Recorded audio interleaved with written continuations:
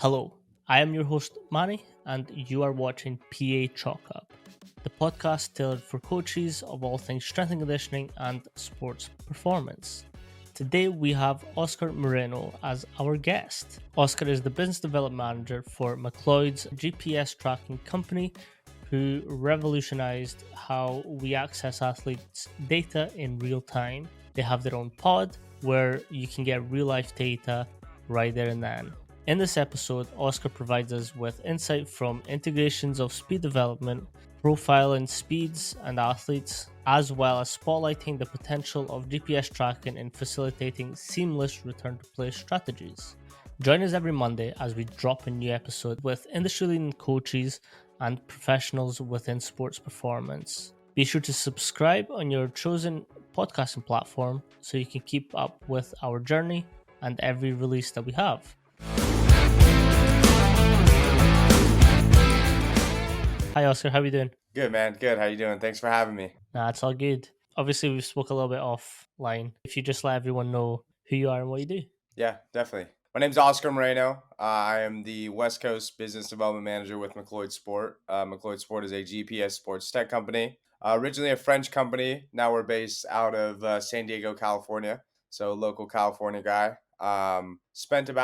Spent the past 7 years in sports performance, speed development, different teams, different clubs, different sports. Majority of the sports I worked with are American football and regular football, which we all know about. And Manny made sure to check me on that one.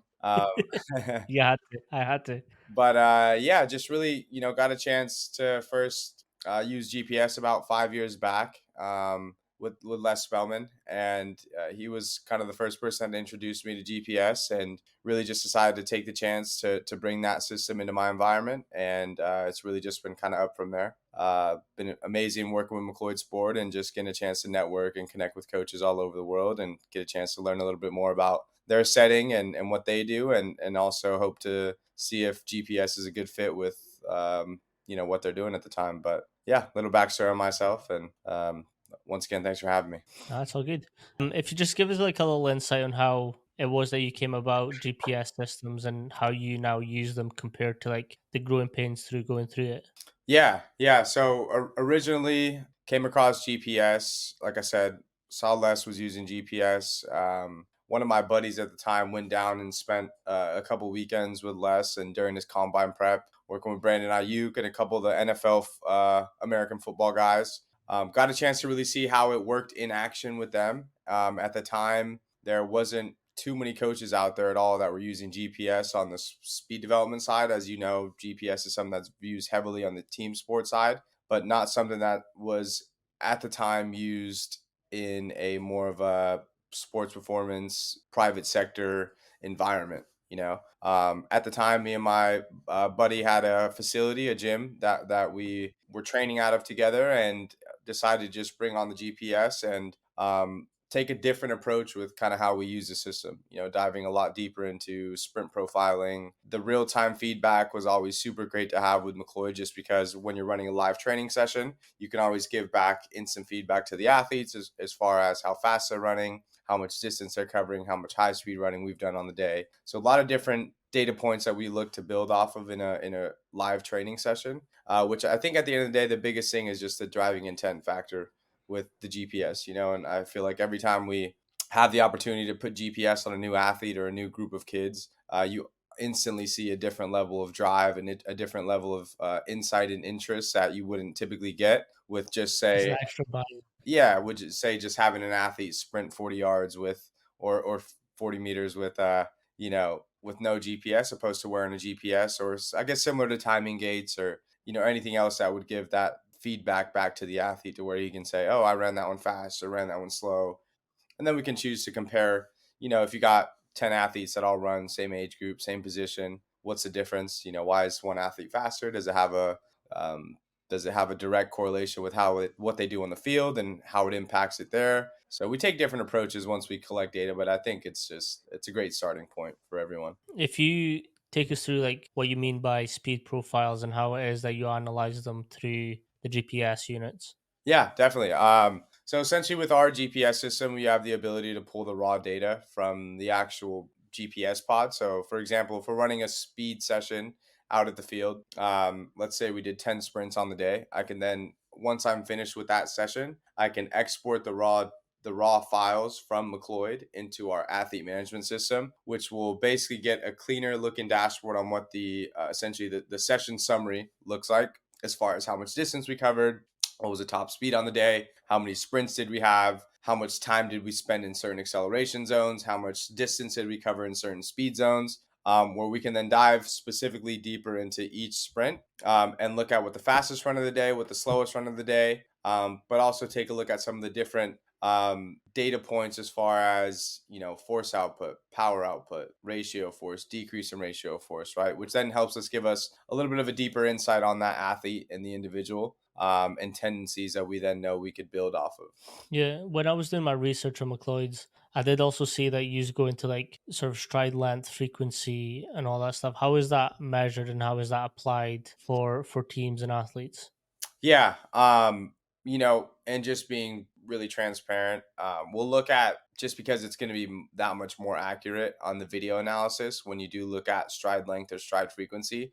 You do have accessibility to pace of steps, or Mhm. distance of your steps. I wouldn't say I use it too often in any of my team sport settings, or really in any of my live tracking settings. I do like to use more of the step and balance, just because it gives me an understanding on, if an athlete, let's say we're doing a linear speed day, if an athlete is overcompensating on the right leg, right, and we know it's a Mhm. linear speed day, it's going to tell me a lot, and I can maybe ask the athlete some questions as far as, are you so on your left leg, which is maybe you're overusing it on the right side, or vice versa, right? So specifically to step length and frequency, we do like to use our video analysis tools inside of our athlete management system that is actually called One Tool. And I wouldn't say I use it too much specifically, because for me, and just being realistic, like, I don't think it Mhm. relates too much to like field sport athletes. When it comes to track athletes, I think it's a great data point to have. When it comes to speed profiling, I think it's another Mhm. great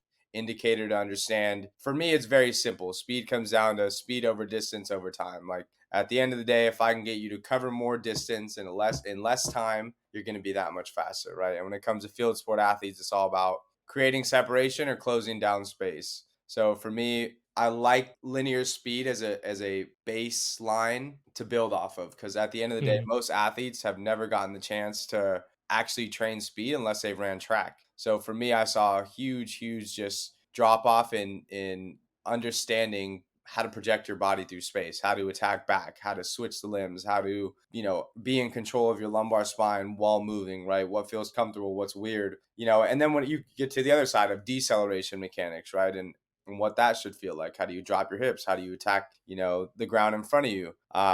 So I think it's like, for me, just the technical side of things was something that I think most coaches have not been too informed on, and they don't know how to Mhm. teach it the right way. A lot of guys just throw in drills just to throw in drills. When for me, I want you to understand why we're doing certain drills, right? Not just going through the motions of them. Mhm. But I really just think it was the mentors I had at the time. Like I said, Les Spellman, Jonas Dodu, Alan Murdoch. I listened to Dan Paff all the time. Like, those core guys really veered me in the right direction on how I approached and viewed just movement in general. And GPS Yeah. kind of just helps us like build off of, or helps us show progress at the end of the day.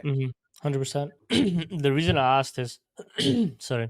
The reason I ask is because obviously you've got your vertical and your horizontal velocities and speeds and all that. And I think that's a great tool, like you said, for sprint athletes, where essentially you can get faster and quicker by attacking the floor as quick as possible. But the athletes that take the less steps to do so end up more times than not being the fastest. Yeah. So having that integration, I think, is good for sports where you're required to be fast. Like I do think it has some benefits for team sports where it comes to like you need that athlete to be faster at a certain aspect of Yeah. it. But then again, it's like what you said. It's like it's in the eye of the beholder. If you feel like that's the best thing for your athletes, sick. If not, then there's other ways of getting your athletes faster as well. Yeah, no, definitely. I mean, for me, it was always something that, like, when it came to speed, it's technical and physical. And GPS just really allows me to get athletes have a starting mile per hour. So when I first ended up bringing GPS into my environment, first off, nobody was using it. People see GPS and I think they kind of shy away from it because they feel it's a complex and intricate, which it is, system to work around. But I think what I found in my 2 years of working with the company, and us prioritizing private sector coaches, is that every coach found a niche in a way that they Mm, could apply it in their setting, and like I said, kids live off of feedback, off of understanding and seeing progress. And then on the other hand, when you don't see progress, it's also good as a performance coach to just kind of look back at, like, hey, what's not working in my training program? What do I need to make adjustments on? If my focus and priority is speed, well, why are my kids getting slower in season? And there's the other huge factor of the uncontrollables, which as a performance coach are everything that the athlete mhm. does when they're not with you. So it's like such a big piece of the puzzle that's missed when you don't have GPS. So for us, like, we always tell coaches, like, you have to look to try to get your athletes on GPS because it'll allow you a better understanding on what their training week looks like. And now as a performance coach, at the end of the day, you want to keep the kids healthy and you want to make sure that they're progressing and getting better at the end of the day, right? So Mhm. GPS just for me has always just kind of allowed me that deeper insight and that piece of the puzzle that maybe wouldn't necessarily be able to be there, if it weren't for Yeah. tracking athlete movement during the week and throughout their seasons. Yeah.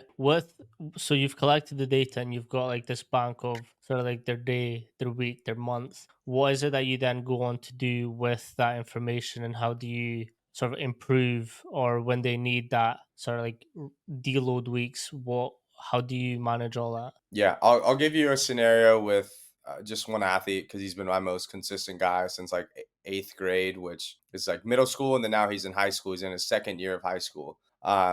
He's a three-sport athlete, meaning he plays American football. Awesome.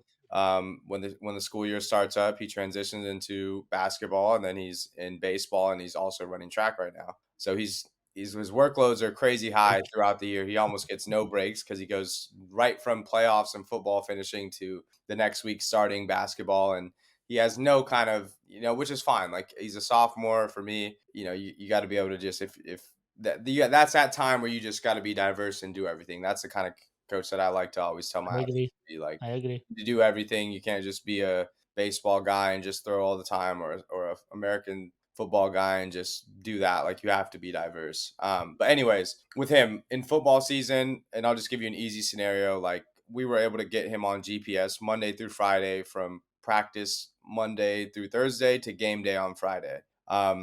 The first couple weeks, I didn't make too many adjustments in what we were looking at. But I did notice that he was never hitting top speed in practice or in games, like Mhm. rarely. Within the first like 4 to 6 weeks of just preseason, and then transitioning into season. So for him, it was hard because I know that he needed to have that speed dosage every single week, right? 90-95%, whatever coaches like to use. But I also didn't want to take him out. We train at 6:30 in the morning before school. Sometimes it's cold. Sometimes it's not the best environment to have an athlete. We're not out at the field. Maybe we're on cement. So it's hard to get him to get up to top speed on those days. So understanding that he didn't hit top speed in practices or in games, seeing the data on that, I was able to just, ask him. He asked his coaches to get on special teams on a couple of days where he just got a chance to open up and hit his top speed day for his top speed runs for the week. And that's when he was typically getting all of his high speed running in, so for Mm, us, it was important. He played a certain position. He was a two-way guy. So his loads were super high already on Friday game days, and usually Tuesdays were his most freshest day of the week. So that's when he would get on special teams, even though he wasn't typically a special teams guy on the defensive side. And he would just open up and get about 5-6 reps, which typically averaged out to around 400 to 500 yards of high speed running. And that's how we were able to kind of build off that. Certain weeks where we did see him get it in games, we were able to make adjustments, and then he didn't have to hop in on those Tuesdays, special team days. When it comes to, like I said, the uncontrollable, right? It's hard to take a kid out of his training environment or ask him to do less or ask him to do more, especially as an underclassman. But just simply collecting the data and having an understanding on my side of what's expected and what's seen in a football game from a two-way guy who gets 60 to 70 snaps a game was very insightful. mm. because then we had on the other side of the spectrum, you had guys that were, I had another guy who's a third down guy coming off the bench who only averaged around 10 to 25 snaps a game. So for him was like during the week, we got after it, because we knew that he wasn't getting certain loads. He wasn't seeing the same loads as the other athletes, right? So we were able to take different approaches. I would essentially cut down reps and sets for, those guys that were enduring heavier loads. We would still hammer in some acceleration days and some, more top end speed days, but for the athletes that I knew were seeing a higher load during the week, we would definitely taper off. And the guys that I knew weren't seeing that, we would definitely ramp it up and get after it a little bit more. So I think it was just an awareness key. The kids were definitely coming back like, hey, coach, what did I do on Friday? Like I had a big kick return or I had a big punt return. Like how fast did I run? He was engaged with it. He's like, dude, I got smacked up on one of these plays. Like how big of a collision was that one, So they always come back, and that was like American football. I did get a chance. St. Mary's soccer, I do work closely with on the women's side, where I do get a chance to control more of the training environment. We do Mm, wear GPS at the high school level for women's soccer. We did get a chance to wear it all season, and that was a little bit different, because now I was able to limit certain athletes to certain drills and be able to control certain variables in our practices as far as, it always comes down to volume, density, intensity, So, for example, if we had a game on Tuesday, and a game on Friday, right? We would take different approaches with the length of the training session, the dimensions of whatever drill set we were doing, how many sets and reps of certain exercises were girls doing. If we were doing the drill for 10 minutes, our 90-minute girls were sitting out and only doing 5, right? So taking mm, different approaches by just automatically knowing that if I just take an athlete out of a drill and give her half the amount of time in that drill, she's going to get half the amount of load as the rest of the group, right? So it was really just kind of getting creative with, and then we also had those girls doing some separate stuff. Like it was a whole flow and setup that we kind of found out that worked well. And the I girls think that's understood. also a good point to bring up is that there's obviously a big difference between the private sector and team sector. Whereas like the team sector, like you've just mentioned, you're able to get a little bit more input on, okay, she's done too much this week, let's back off her next week to control some like injury rates or some fatigue, burnouts, all that stuff. Whereas in private sectors, you're a little bit more limited because it's not that like straightforward communication line. You've got different areas that you need to maybe stick to or abide by. Yeah, exactly. And like I said, like it was impossible for me to tell, even if a kid did have like a super high work week. For me in the gym, it was more so like we would really just taper off a lot, because I didn't want him to go through. It would just be a lot more active recovery in the weight room, opposed to those weeks where he maybe wasn't, maybe they had a week off or maybe he didn't have the same. But it's just a matter of looking at the weeks of like, what do our climbs look like? What do our, what's our, and this is something that Les Spellman also taught me. Like we've gone into like highest game values, lowest game values, and then average game values, right? So we understand like what's the highest that we'll see in a game, what's the lowest that we're usually going to see in a game, and what's average what we're going to see in a game, Mm-hmm. And once you kind of understand those three numbers, it's very easy to build backwards from there to understand training environment, right? Everyone likes to talk about game speed and training fast and practicing Mm-hmm. fast, but if you don't have an idea on what actual game speed looks like, it's very, very hard to substitute your practices and make them that much more relatable to the actual, demands of the game. So Yeah. demands of the game, demands of the specific sport, demands of the position is a big thing, because what a lineman does is different, and like what a lineman does is way different than what a linebacker does, and what a linebacker does is a lot different than what a cornerback does, and first a quarterback, running back, wide receiver, all that stuff, right? So So with the different player profiles, like you were mentioning, like a cornerback will do different to O linemen, or defensive linemen will do different to quarterbacks. yep. How is it that you sort of adapt these training loads and distances and impacts compared to your sort of more like private sector where you're not as directly impacting that Yeah. sort of training load?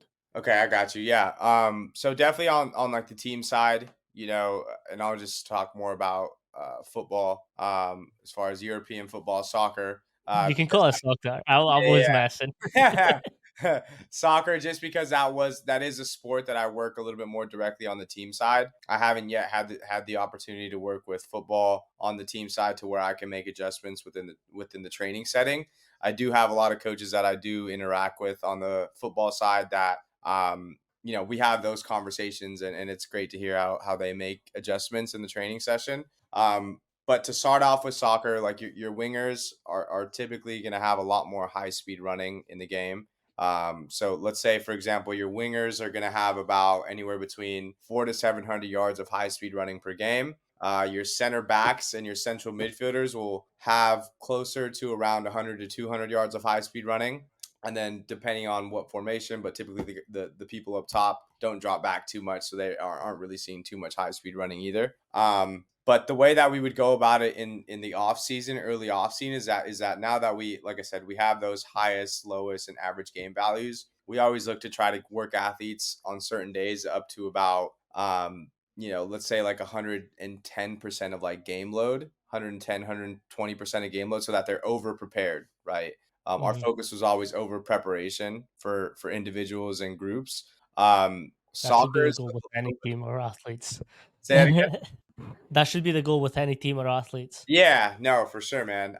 For soccer, it's a little bit different because, like I said, I'd rather have every athlete be a little bit more over prepared than under prepared when it Hmm. comes to just conditioning. But the way that we would approach conditioning is like when we look at soccer, we have like typically your sprint distance is going to be anywhere between 15 to 20 yards max average, right? Obviously, you're going to have those long runs that happen from time to time, but the typically it's around 15 to 20 yards and about 1 to 2 seconds of actual sprint distance and time spent in those sprint zones. So we would make sure when it comes to like conditioning that we would have most of our sprints at about 15 to 20 to 25 yards. And, same thing, 2 second, 3 second sprints, light rest in between, keeping the tempo super high that it would match game speed. As far as specifically like with certain positions, like we would really make sure that our wingers, we were overstimulating them and overexposing them Hmm. to a lot more high speed running. So there'd be days where we would work them up to around 15 to 16 to 2,000 yards of high speed running on the week because we know that they would be seeing that in games plus a little bit more, right? A lot more change of directions and accelerations, decels in the middle. So we would typically have some of those central midfielders that we would, same thing, overexpose them to certain drills. And a lot of times with soccer, you want to make sure you're on the ball. So it really just comes down to time of drills, dimension of drills, and how we would kind of manipulate those settings. So for example, if we're doing maybe like a 4v4 in the middle, we would make sure that we put certain position players in that sent in that kind of in that box, and then we had our wingers Yeah. on the outside that would make runs because that's just how we would get them that exposure to more high speed running. Now when it comes down to football, it is a little bit different because obviously you get into like individuals because you worked in football, right? So Yeah. you kind of see the practice breakdown. Like you start off with like maybe a team kind of base warm up, and then you get into your like you split up into your positional specific like drills that you do on the day, and you get with your coaches there, and then you go through some stuff there, and then probably come together and do some more team based tempo stuff on there as well too. But from a lot of the coaches that we work with GPS, and like for them it's really just like they set certain markers that they want to see on the day and they hope to hit them. The cool thing with our system is it is live, right? So if like we have, Hmm. let's say we put our cornerbacks in a group, and we will say we're going to expose them to 500 yards of high speed running on this day. You can see within the live training session if you guys have gotten to that number, if you guys are under it, if you guys are over it, right? So it's very easy to say, hey, we hit our marker for the day, we're done. But when it comes to obviously like your linemen and your bigs guys, it's all about short acceleration, first step drop back, or first 2 steps attacking forward. But for the most part, like I said, it's an awareness thing, and I think at the end of the day, it really just comes down to the coaching staff coming together and being able to all be understanding of what's expected in the training session, and now being able to approach practice in a way of like, hey, look, this is what we're going to try to do today on the external load side of things. This is how much volume we're going to do. This is what kind of tempo we're going to look for in this specific drill set, and then just kind of being able to bank on understanding what certain scenarios give you when it comes to the load that we get from certain drills. Yeah. With sort of post games, if you've got your maxes, mins, averages, what would be your protocol for sort of people who didn't play as long as they could have, or maybe they didn't get on for some reason? Do you do any type of sort of catch up work? Yeah, yeah. I mean, at the end of our games, the girls that didn't like first thing is like warm up time. So like even as the girls are playing, like all the girls that are on the sidelines, they're actively moving. Like they're rarely sitting down, because we still have them. They're going through something. They may not be on the ball, but they're doing some short accelerations, right? So even that, like a lot of times, you'll see your sideline players just sit on the bench Hmm. and wait to get called up. Then they, hey, you're going to go in, and then they get up, they do a little quick warm up, and then they go into the game. So for us, our sideline players are actively moving. We saw a huge jump from just implementing that and making sure that our sideline players are never sitting down. You guys are always moving. We're always getting some, like, even though they may not be big numbers, there's something happening there. At the end of the game, typically at halftime as well too, while the 90-minute girls that are just coming off the field come down, we'll work in some sort of small sided game where the girls that are on the sideline are getting after it, and most of the time it'll be a small 3v3, 4v4, something where they're matching up to what they're going to see in the game. Post game day, it'll also be a little bit of conditioning.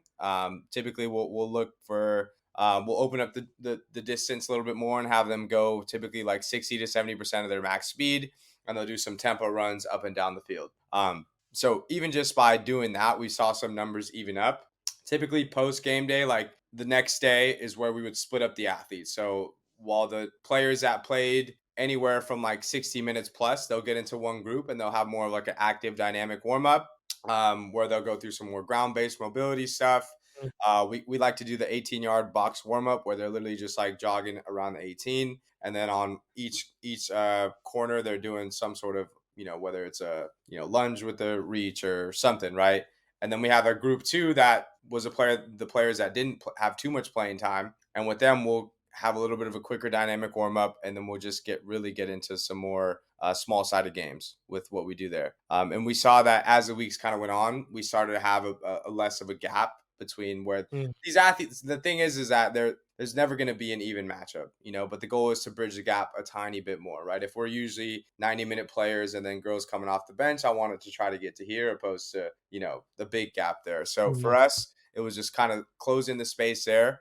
It worked out really well because, we had a 90-minute player that ended up getting injured about halfway through the season, and we needed a bench player that, was not used to seeing 80 minutes in a soccer game, all of a sudden need to match up with that and be ready for it. So by having her prepare and train a certain way, she was ready to hop in and see 80 minutes and, not go through any injury or anything like that. But Yeah, that's what I was wanting to ask next is how did you see that impact performance for players who didn't get on as often? That makes yeah, sense. yeah, no, I mean, like even just year one for me was always ability. This was year two, so it was a lot easier because the girls were on board. They knew why they were wearing GPS. We had the logistics in place as far as who was watching GPS, where would you pick up your GPS, where would you drop your GPS off. Like that's a big side of things that doesn't get touched up on as far as like logistically what makes sense. Yeah. And the only reason it made sense in this training is because like I was working with the GPS units full time, and it was easy for me to just do it because it was very insightful and helpful. But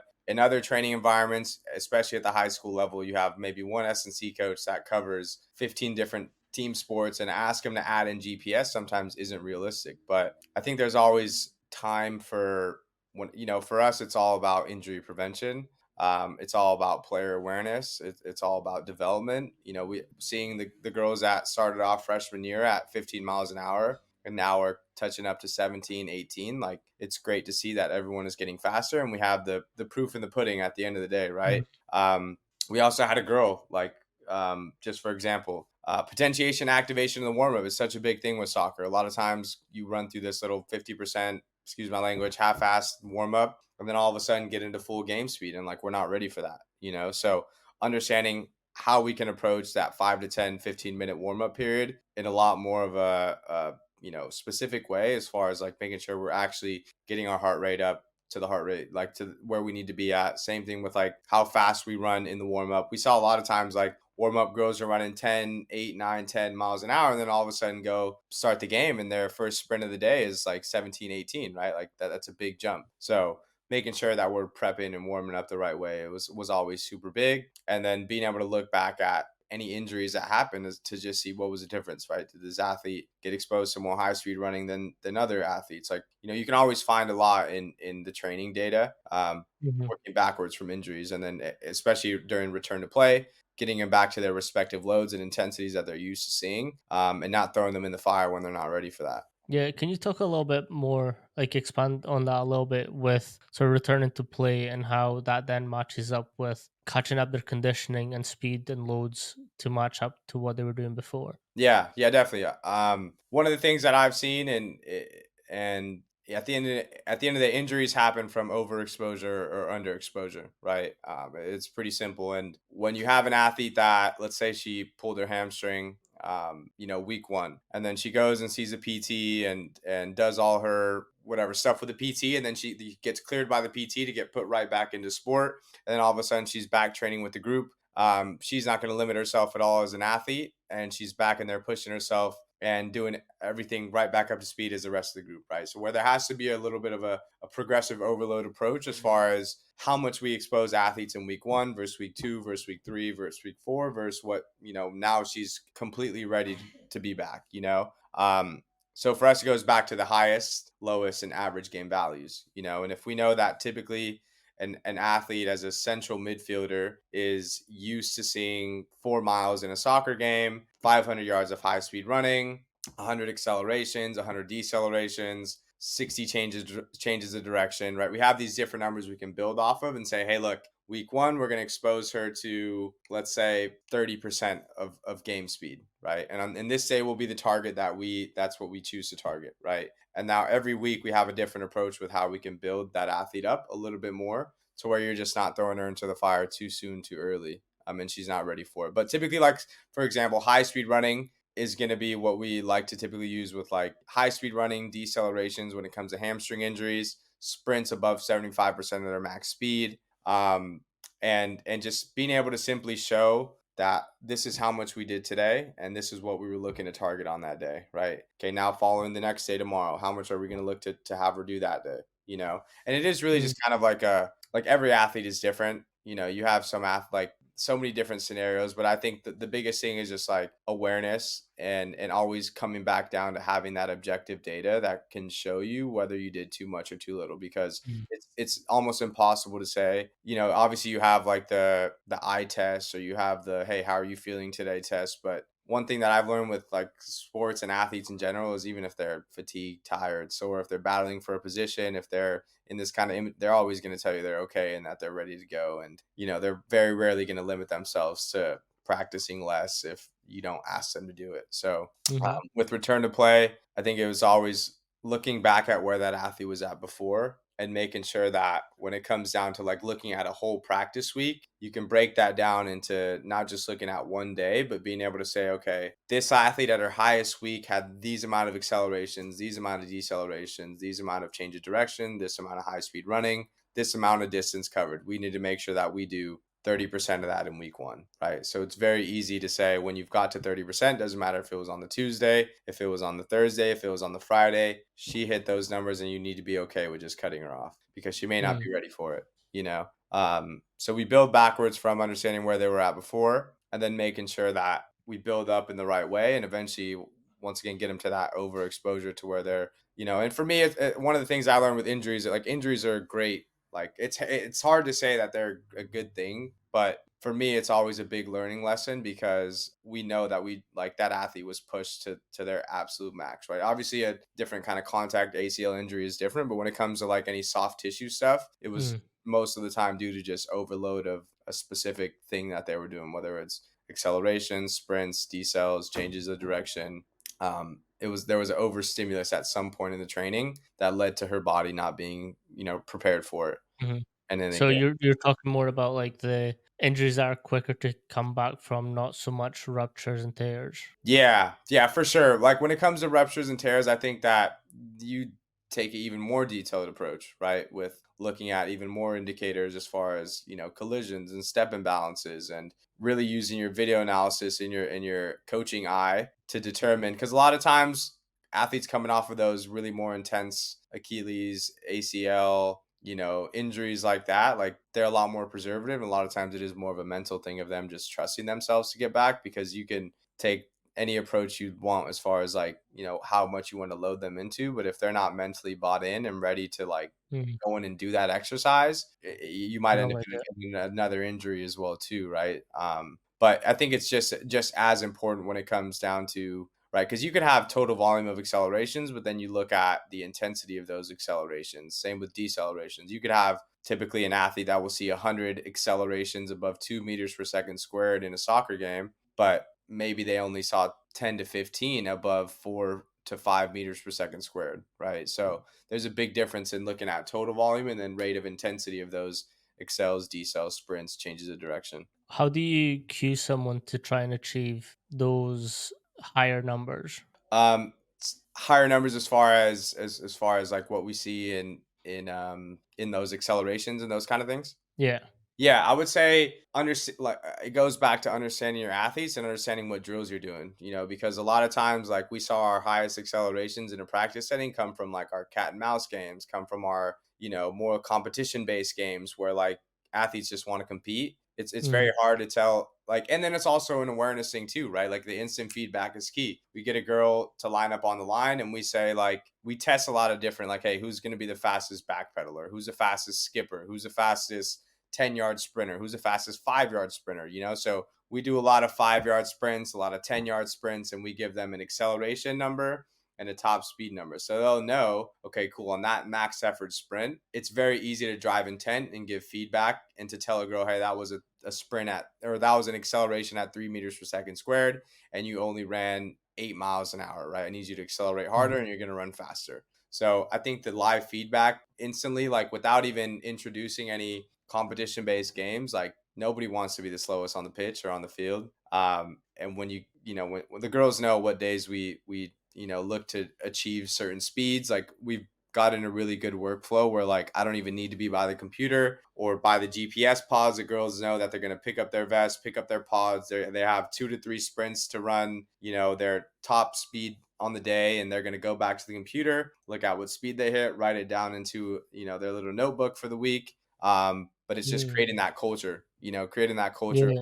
like, feedback. We're tracking progress. We're tracking where we're at every single week. And you just create that buy-in out the gate, because it's work. Don't get me wrong. Yeah. Like I think the majority of the reason why people don't get into this stuff is just because it is another big workload that gets added onto your plate. But there's far more benefits in just in having that level of insight that allows you to take training sessions with a different approach. Because a lot of times I work with a soccer club, and every team, their biggest priority is like, we're not in shape, we're not fit. But then they come see me and they want me to change their, like, Mhm.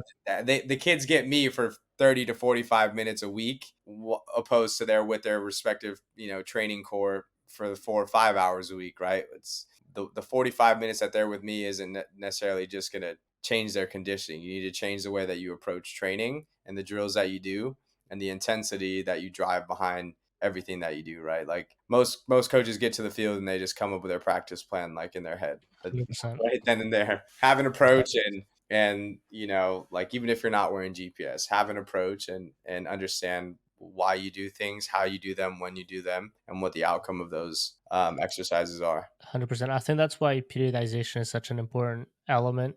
Research sometimes says that it's bollocks, but I will always stick to periodization in a form that makes sense to their highest competition games. I think having them fresher for those games is always a benefit in my perspective. So like I really like undulating type periodization programs because you can sort of tailor it to whatever's coming up. Like you can run some of your high end speed stuff during like easier games because like you can probably get away with it. Yeah, But one aspect that I really wanted to get into is breaking speeds and forces and how that can mitigate injuries. I don't like injury prevention because you can't prevent any injuries. for You sure. can mitigate the impact that they have. That's our job.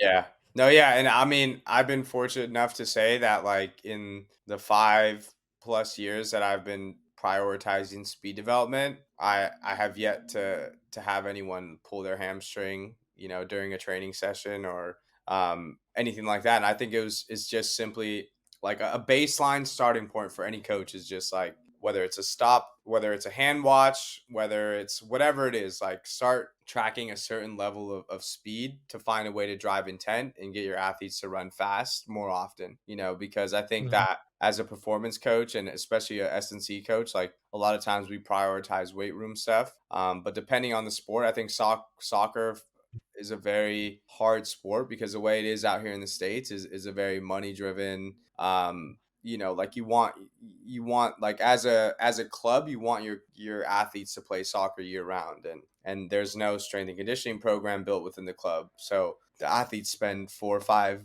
days out of the week out on the field.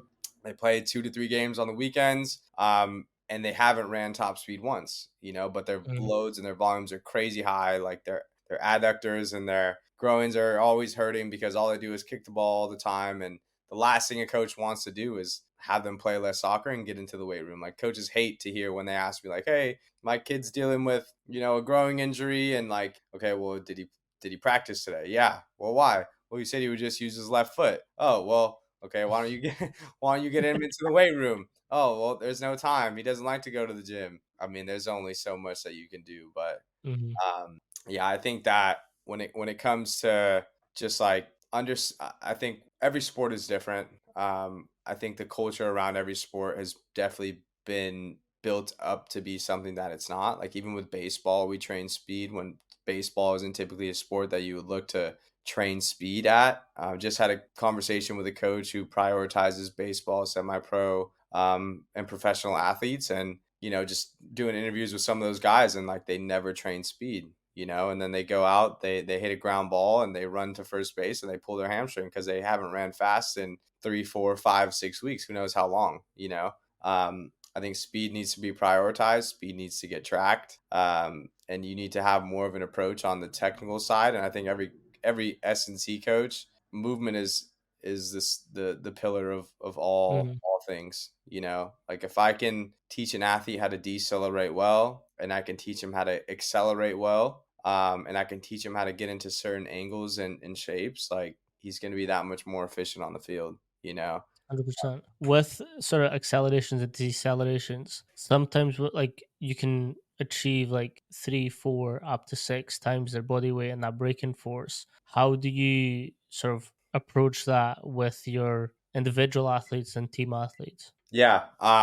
Same thing. I think just like like the ability to have the instant feedback on how intense of an acceleration or how intense of a deceleration it was, we can look to manipulate certain different training aspects as far as like drill sets that we're doing. We know that if we come in, I mean, and as far as teams, when you're talking about soccer in season, they're getting the majority of their workload in the practice setting. So it's really hard to try to implement any more decelerations. So then we look Mhm. back to like how can we manipulate the intensity of these certain drills, and how can we look to get athletes into certain positions without taking them out of their training environment. And that's like the biggest thing. Like the last thing I want to do is do a speed session before you play soccer, right? Or do a very like, even though like for me resisted running is key, and it's the easiest way to build force and power in an athlete in their acceleration by just What hammering kind some of heavy. resistance do you use? I mean, well, loads. I mean, as far as like sleds, bands, got an Xer Genie. I would love a 1080 if I could Mm. find 22,000 somewhere, but Loose change. we do overspeed with freaking when a kid gets there, of course. Like we do overspeed with like two bands, and one kid will skyrocket out a hard acceleration, the other kid will build up out in there, and he's getting into some overspeed excels without even knowing. There's different ways of Mhm. doing that stuff. But when it comes to my, and this is something I learned from Jonas Dodu, it's always short to long. So like when it comes to the private sector and the athletes that I get in the private sector, our focus is definitely always more just like understand the verbiage that I'm saying, understand the drills that we're doing and why we're doing them. I'm not just kind of wanting to put you through a workout. I want you to leave the session that much more knowledgeable. And when a coach asks you, what is it like, what is acceleration? You know what it is. It's about projecting your body through space and going from A to B in the shortest time possible. It's very simple at the end of the day. But when it comes to like your first step, right? If I can get you to understand how to project your body well in your zero step, how to get a nice good push, you're going to be able to apply that laterally, linear, right, Mm-hmm. or in and out of cuts. So for me, it's always understanding the baseline of like linear acceleration, transition, top speed, deceleration, right, and then change of direction and angles. And we spend a lot of time there. So, and that's the good thing, that's why I love like one-on-one trainings and smaller group sessions in that setting, because I get an opportunity to really just dive deeper into that specific individual and how he moves, right? I think rhythm is a big thing that gets missed, and like kids don't have a 100%. concept and basis of like rhythm and understanding their body and how they move together. When it comes to team sports, it is a little bit more of like, in the off season, there's certain time periods where we can't be on the ball stuff. So we will get after it and we'll teach the concepts, but I can't get too strung up on like whether everyone grasps it or not, because we have a limited amount of time at practice. We have, a certain amount of time that we can use the ball, and we still look to achieve certain things. But I think private sector, I spend a lot more time on the technical, Mm-hmm. where on the team based side, I spend a little bit of time on the technical. I still want to, it's a lot easier to get some athletes into like the classroom and we can show some visuals and stuff. I always like to, like, a lot of the kids are visual learners. So if we're doing an acceleration day, I'll try to send them home with some homework to look at, like, what does a good acceleration look like? What does hip displacement look like? What does a good retraction of the leg attacking back look like? And now, if I can get them to see what these things potentially will look like, now when I talk about it, they'll have at least somewhat of an understanding on what I'm saying and what I'm getting it from, and then they Mm-hmm. can apply it in the way that they move. Because I always say concepts are great to be learned, but you need to apply them in the way that you move. I'm never looking to change a way an athlete moves.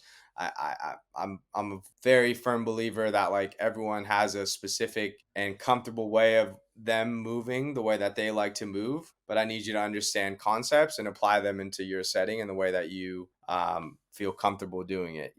Yeah. So, what's your approach to like then if there's movement patterns that are perhaps more damaging than effective? Yeah, I think I get them to like, when it comes to like landing out in front of your center mass is a big thing in acceleration. Like everyone, especially early on, when you tell a kid you need to gain more ground, their first reaction to do is like to cast the leg out and reach, right? And then now obviously you're landing out in front of your center mass and you're using your hamstring to try to pull yourself forward. But I think, like I said, concepts, and as long as I can get you to understand how they apply and when they apply, then as an athlete, you need to be aware enough to Mm-hmm. understand that, I'm not just, I want to put you in a better position to I mean, for field sport athletes, I think I said it once, but I'll say it again. It's all about creating space and closing space, right? Creating separation and closing space. So for me, I think once you've created that buy-in from the athlete and you've developed that relationship to where they know that what we're talking about is not, and like, I think kids know, like, when you come in and train with me, like, it's not going to be the most fun. We're not going to spend a lot of time, like, not that I don't like the weight room, but like our weight room stuff is a little bit different because it just feeds off of our speed stuff, you know. Mm-hmm. Um, but when it comes to like, just to kind of answer your question, like, it's very hard to it's just over time, it takes time. Like, you get I always get these like college athletes that come in and they're like, man, I learned so much, like, I'm so confused now. I'm like, good. Mm-hmm. Like that's good because you learned something, but you need to understand that even if you do one training session with me a week, it's not enough. You need to be able to go out on your own, understand the concepts that we're talking about, and apply them in the way that you move, and just keep re-ingraining those movement patterns that over time will change. They're not going to Yeah. change from one week to the next, but if you understand why we've targeted certain movements and why we look to, attack back, and why we look to switch our limbs in a certain way, and why we look to transition and get upright with our hips, and, look to be bouncy off the ground and rip the floor away, like, eventually those same cues that you hear Coach Oscar giving you all the time, like, it's going to be in the back of your head, and over time it'll make a difference. But I think movement patterns and just giving it time and Mm-hmm. keep drilling them, keep drilling them, like, eventually it turns over. Yeah, I get that. I get that a lot. With and this is maybe a little bit of lack of my education as well on it. How are the collisions measured, and how important of an emphasis do you put on them? Yeah.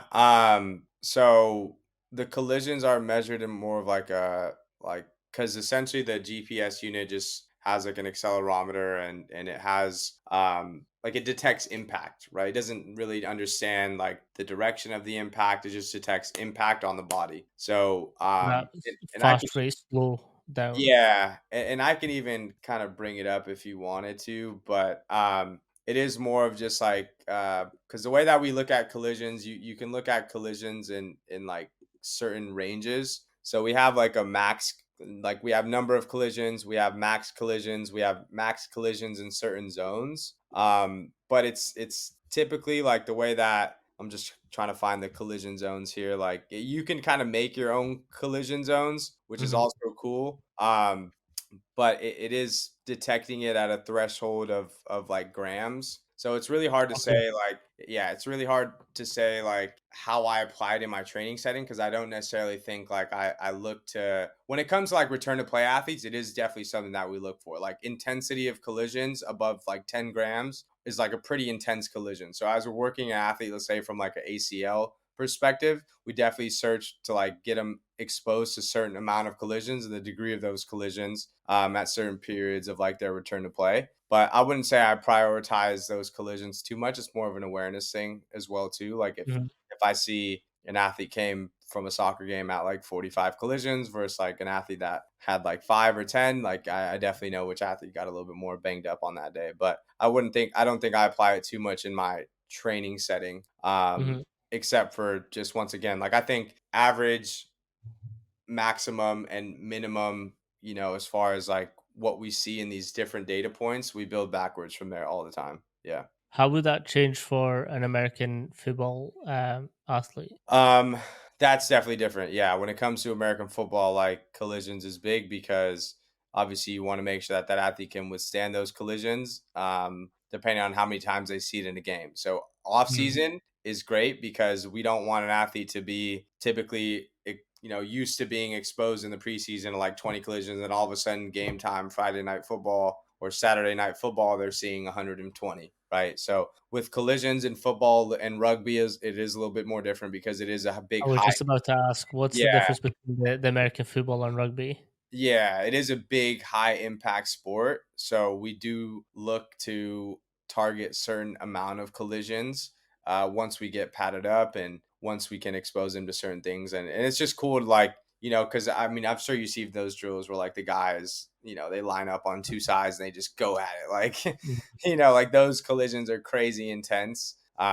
But at least you have an understanding on what a collision like that looks like, right? And how it had an impact on the athlete. So with American 100%. football and rugby, we definitely do look for exposure of collisions a certain amount at certain times in the early off season. Yeah, I've been asked a lot on the difference between rugby and American football. I'm originally a rugby player, Oh yeah, so I've got a little bit of like an insight onto how the differences play out. And I always say that it comes down to the velocity and force of the impact. for sure. So American football players, they're a lot faster, a lot beefier, and the the rates at which they achieve their speeds to the collisions is high force, high impact collisions. Like you're smashing into Every someone, time. like just straight body boom. Whereas rugby, you've got there's still high impact in there. Like there's still a lot. Like I've had like numb shoulders from just tackling because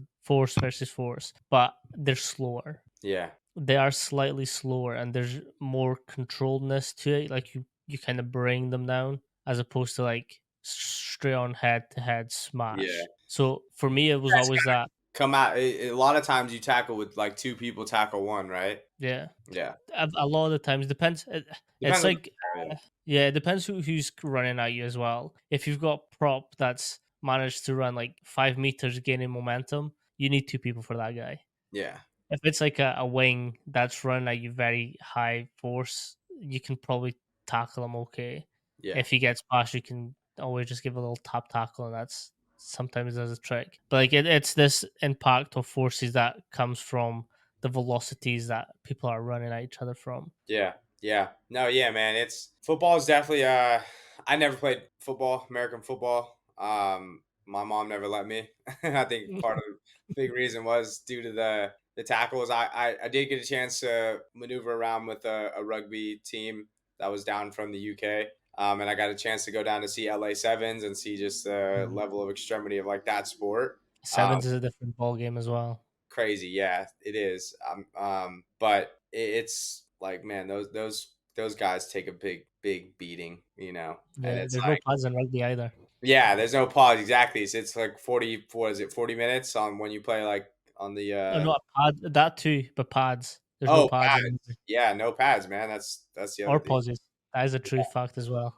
Yeah, yeah, man. So it's definitely a sport. Like now, I'm having to learn a little bit more about rugby, and got a chance, like I said, work with a couple teams now and stuff. But it's a different ball game. Mhm. Rugby's fascinating though, because like you're kind of requiring the same elements as an American football player. The thing is I as well just is like Oh the yeah, amount of reps that American football players does is very high intense. It is very hard. Like I've watched those guys train. I know what happens. I yeah. also know what happens in a rugby training session. And again, it goes down to that impact and velocities that are achieved in either. Yeah, I think like when it comes and the way I saw it when I went out there was like I mean we'll say sevens for example, like in comparing it to football, it's like a linebacker will have to tackle a running back, but a running back will never have to tackle a linebacker or vice versa, right? Like a cornerback will have to tackle a wide receiver, and a wide receiver will very not most of the time have to tackle as far as at the college and professional level.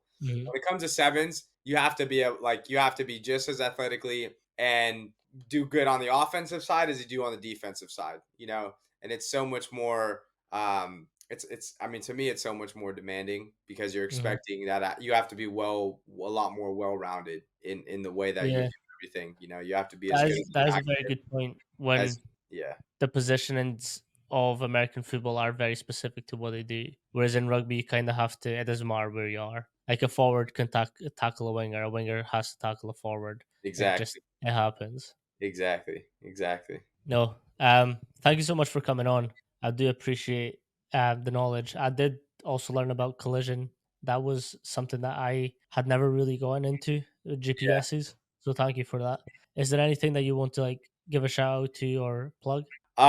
Man, honestly, shout out to McLloyd, shout out to Laurent, my manager. I think with my position, it's I've been super grateful to be in a spot where I can connect with coaches and learn from coaches daily, right? Even just this conversation, like the ability for me to have my contact with you now, and now we can talk shop whenever we would like to. And so I have to find Very good.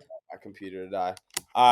But honestly, just super grateful to be in a position where I can learn from coaches, help athletes, be around athletes. And I think in my journey, it was definitely nowhere that I thought I would be in 5 years ago. But very grateful to be where I'm at and happy to be what I'm doing. And yeah, shout out to McLloyd, shout out to you, Manny. Thank you for having me on the show. And That's all good.